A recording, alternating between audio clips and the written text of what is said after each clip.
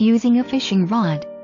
Rods are basically made from carbon, plastic, composite carbon combined with Kevlar, which is a kind of material that is bulletproof, or just high carbon. Since the carbon's force and strength in connection to its mass is light, making it strong material that can allow thinner fabrication but still is able to keep the span and length. A rod that is lighter, evidently handling will be easier, controlling it would be less tiring on one's arms and reduces resistance to air, giving one an easier time accurately casting it, particularly on windy ways. Rods come in silicon carbide, hard chrome or ceramic rings having a function of letting the line pass through. These are precisely used because of their smoothness, having the function to minimize friction when passing through the line and keep the maximum strength. Silicone materials are fact costly, so an alternative is bring into play ceramic rings like zircon, which when taken into account, it is not as tough or as light, but is much cost-effective. Rings made of chrome are better, although every season they require replacement, they do deliver excellent job of line running. At least 13 rings are needed from the handle all through the tip, lesser near the handle, needing more close to the tip. The line can fasten itself to the rod, if you don't have enough rings. When determining length of the rod, you want to take into account exactly what kind of fishing you want. If you want far-out fishing, in that case choose a larger rod, as this will offer you better control when you are playing the fish.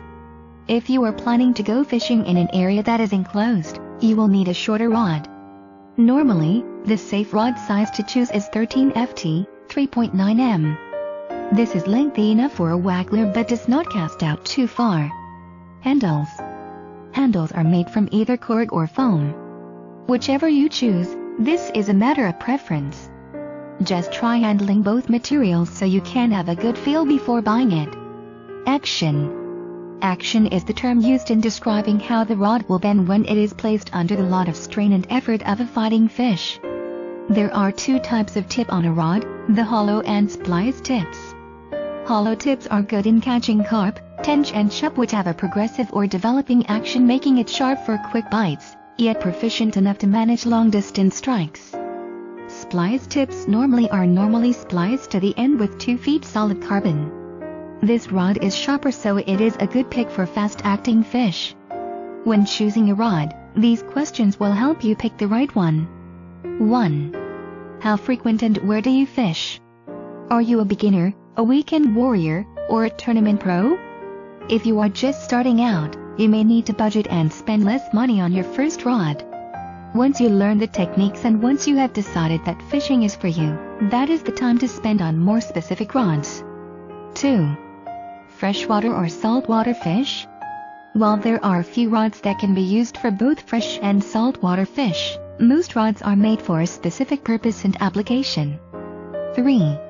Spinning or casting? The species that you choose to chase will determine it. 4. Power, sensitivity, and your technique.